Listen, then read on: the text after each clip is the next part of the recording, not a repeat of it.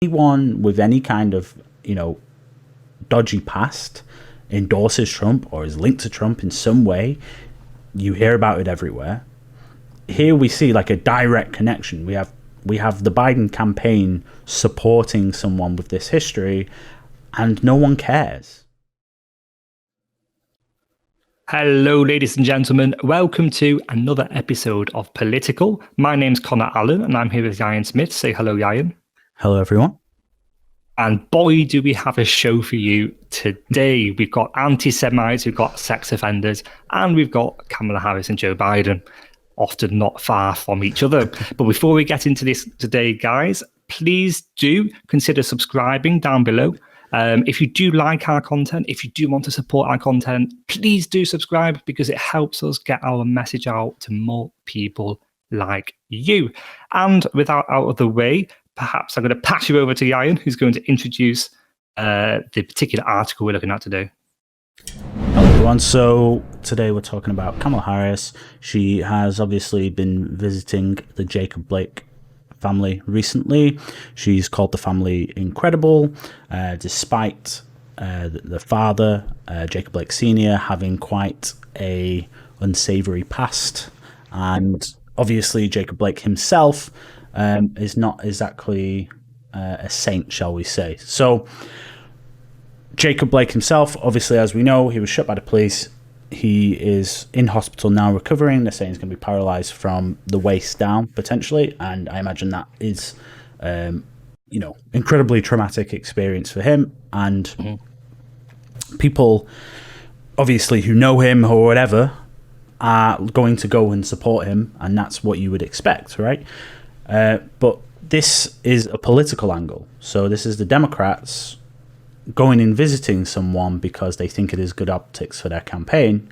And it seems that they keep choosing people who, when you actually dig a little bit deeper and you see, well, what's going on, these people aren't exactly innocent people. They're people with very shady pasts who have got a whole host sometimes of criminal convictions or whatever it is. And in this case with Jacob Blake, the reason that the police were there at the time of the shooting is because he's gone back to a woman who he has sexually assaulted or is being accused of sexually assaulting. And I think they had, a restraining order or whatever it is. And he's gone back and seen him, and that's why the police have been called. And the Democrats are keen to try and create a hero out of this guy. And it's so terrifying, isn't it? Because if these people win the presidency, what they do in the campaign sets the agenda. And so ignoring all of these skeletons in the closet and ignoring all the bad things that these people have done and kind of setting them as heroes for the crime of, for the positive point of being black, going to act like that throughout the entire presidency if you let them get away with it right here. Sure, yeah. So, I mean, let's just actually take a listen to what it is she said about Jacob Blake and the family. Really wonderful. I mean, they're an incredible family, and what they've endured, and they just do it with such dignity and grace, and, they're carrying the weight of a lot of voices on their shoulders. And what was the message that you shared with him? Thank you. Let's let her have her tour. Just to express concern for their, well-being, and of course for their brother and their son's well-being, and to let them know that they have support. Okay, so they're an incredible family. In some ways they are. There's not many families quite like this, are there? Well, do you know what? I fear that there are many more like this, actually. But I think that's another point altogether. But an incredible family, and she wants to express well-being, and that's fine. And let them know that there's someone there to support them. So Exactly. I find this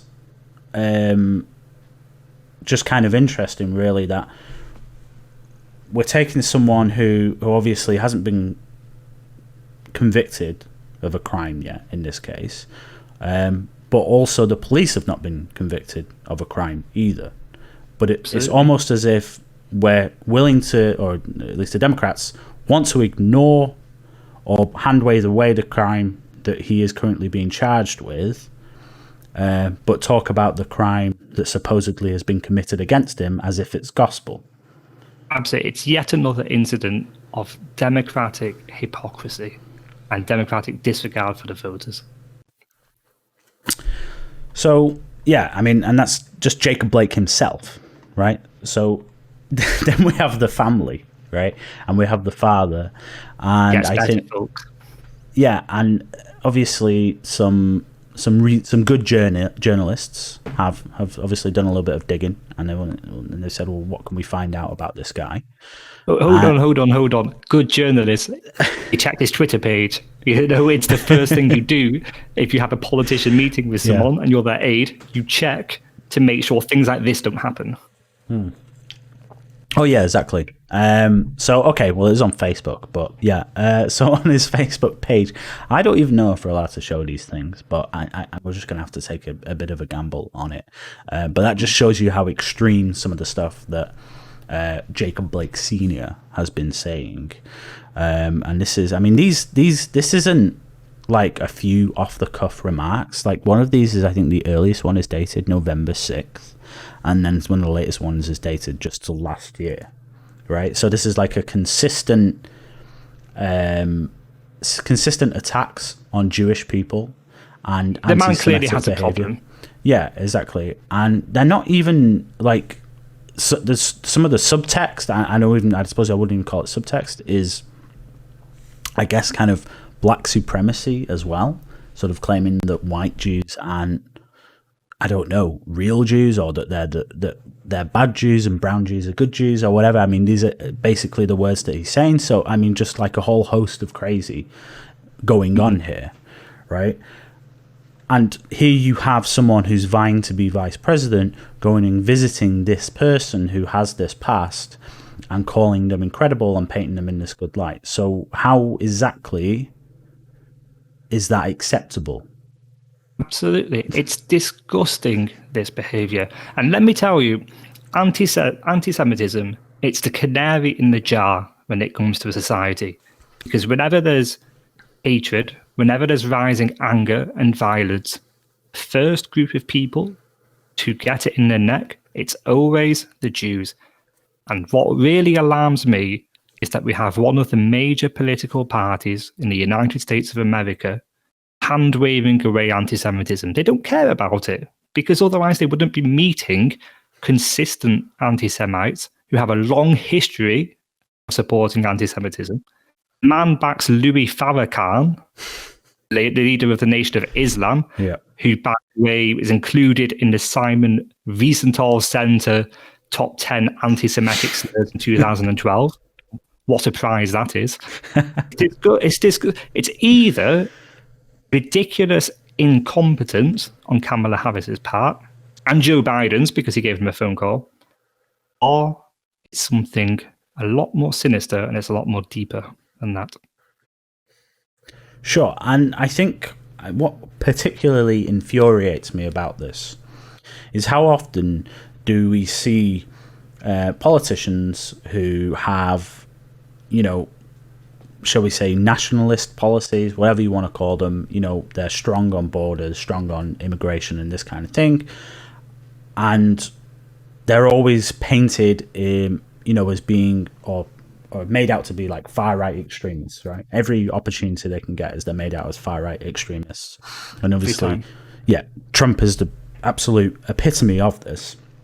So if someone even so much as farts in Trump's general direction, then it's headline after headline, oh, Trump is associated with this white supremacist or whatever, right? So anyone's got any kind of background whatsoever, any kind of, whether it's an offhand remark they made 10 years ago, or a consistent behavior of like tweeting or remarks or whatever against, you know, a particular race or whatever it is, right?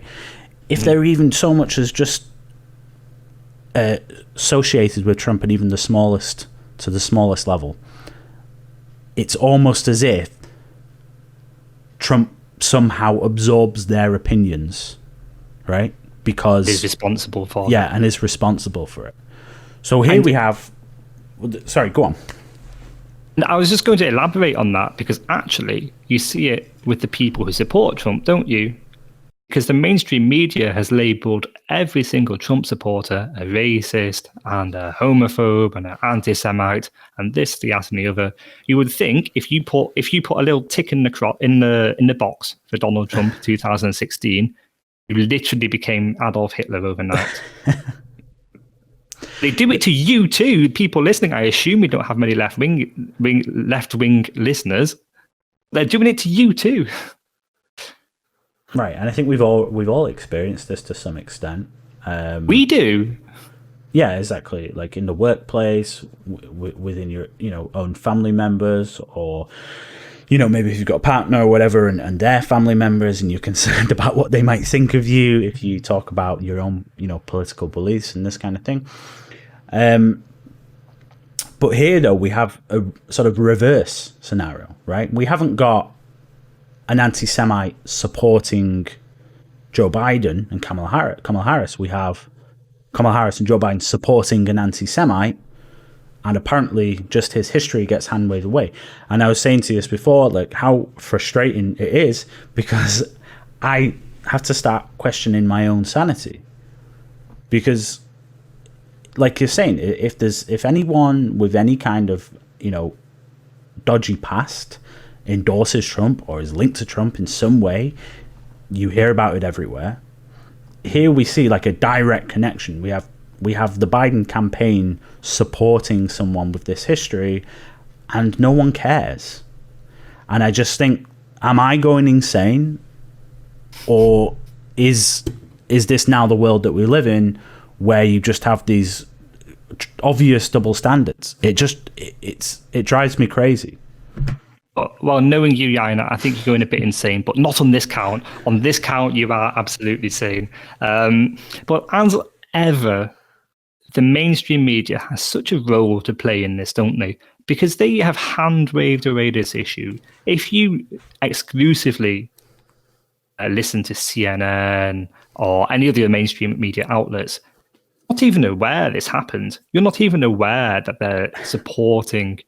Well, you might be aware they supported the family of the shot hero, Jacob Blake. You're not aware of the allegations against Jacob Blake. You're not aware that his father is a consistent, proven anti-Semite. What do you think that is? Why are they trying to obfuscate it in such a way?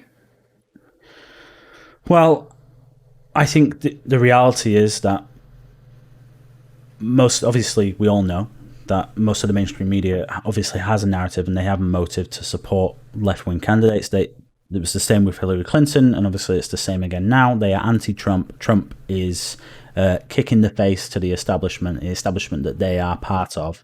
And, because these news organizations have never been disopposed to a sitting president, I don't think, right? Like even in other areas of other Republican presidents, it's not been this level of like vitriol and just consistent hammering of these same obnoxious narratives that have just got so tiresome now, because there's often very little to actually back them up, and it just seems like they're looking for as many sticks as they possibly can to beat Trump with, right?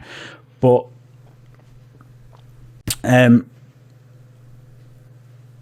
I think when it comes to the debates, when we're talking about Trump supporters really are desperate for the debates to happen, obviously. And I think the reason for that isn't just because of the perceived performance that Biden will have, right? Because of obviously his cognitive ability, but it's also because there's so many people out there who will never hear about these stories, but they will watch the debates, and it's almost like they're going to get tricked, right, into listening to Trump. Absolutely. Because they've never actually heard Trump speak directly before. Not like in context anyway, right? All they hear are snippets this and that, of what Trump said in White House, or what he said in some quick conversation that he's had with the press or whatever. Yeah, he's just as about to get onto Air Force One or whatever it is, right? And he'll say one line or whatever, and they go, "Oh, we can take this out of context and we can do this," and then they build up all these narratives, and people have very little reason to question them because the only source of media that they have is consistent in hammering this narrative and not showing the whole truth. Absolutely. And in fact, to add to that, they're actually trained to disregard what other people say. Back in the day, you and I remember, if somebody had an opposing view to you, you would sit down with a cup of coffee, you'd be quite excited, and you would discuss things together, and you would challenge each other's ideas, and society would move forward and get better. These people today on the left are trained to blank out any form of pro-Trump statements, anything said by the president himself, because they just put their hands in their ears and say, well, that's racist. I don't listen to that. I don't support that. And they just bury their heads in the sand, and then they wonder why they don't know anything. But they build up this caricature of what the average Trump voter is, and what their arguments must be, and what they must be like as a person. And so they don't need anything more than that. If they hear any argument that might make logical sense, right, any reason why someone might support Trump, like for good reason, for they believe it's in their own interest to do so, right, then it must instantly be that there is some like nefarious motive there underlining all of that. That's how they view things. Absolutely. They view themselves, even worse than that, they view themselves as the good guys, and that's unquestionable for them. And that is why we see such a huge rise in incidences of anti-Semitism, particularly in the left wing of politics. It's all throughout Europe. Europe is rife with anti-Semitism from the left. If you look at Jeremy Corbyn in Britain, he was a huge anti-Semite. He was backing Islamic terrorists who called for the destruction of Israel, for example, openly backing them. You look at Bernie Sanders, he is so pro-Palestine, he is so anti-Israel. That man is an anti-Semite. And do left-wing voters question it? No, because they have this narrative in their head that they are the good guys and Republicans are the bad guys, and that's the end of story, and they won't listen to reason or arguments. Yeah, and I think just to touch on that as well, I think the reason why the left seems to be so strife with anti-Semitism is because of this obviously historic battle between Islam and Judaism, and they almost feel like we have to pick a side in this battle, and it's very easy for them to side with a lot of radical Muslims or whatever in not even necessarily just in Middle Eastern countries, but just all over the world, who hate the West, right? Because the left hate the West as well. That's the thing. They want to dismantle the institutions, the values that make up Western society. They want to rip up these rules and these values and rebuild, a whole range of things, but usually it resembles some type of Marxist communist state. Absolutely, where some lefty knows better than you what's better. They know better than you how to provide for your family. You're so totally dependent on the state that you have no life anymore. Your life is as some party bureaucrat decrees fit to give you.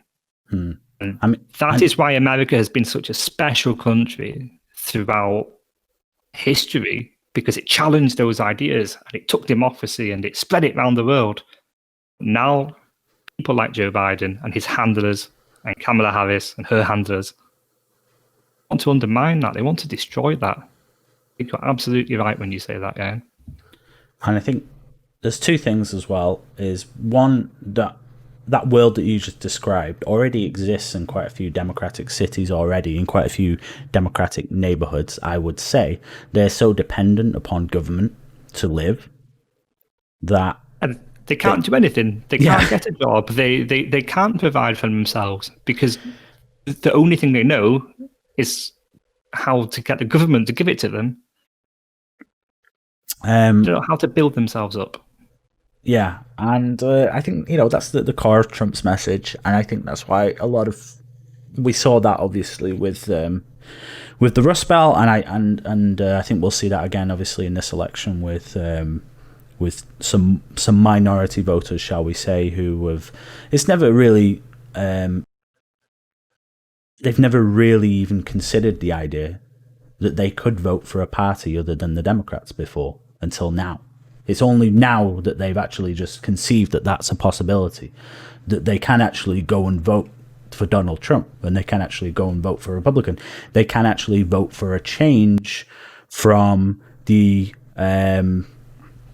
councils and governors and mayors of the party that they've been voting in for decades and not seen any significant change in their way of life. So Donald Trump taught them they can drain the swamp. Yeah. And on that note, do you have anything else to add, Ian? No, I think we've absolutely bled this stone dry. Perfect. And in that case, I'm going to thank you, the listener, again. Thank you for making it through this far. And again, I'll just quickly remind you, please do subscribe if you do like this content and you do want to support us. Get it out to more people. Until next time.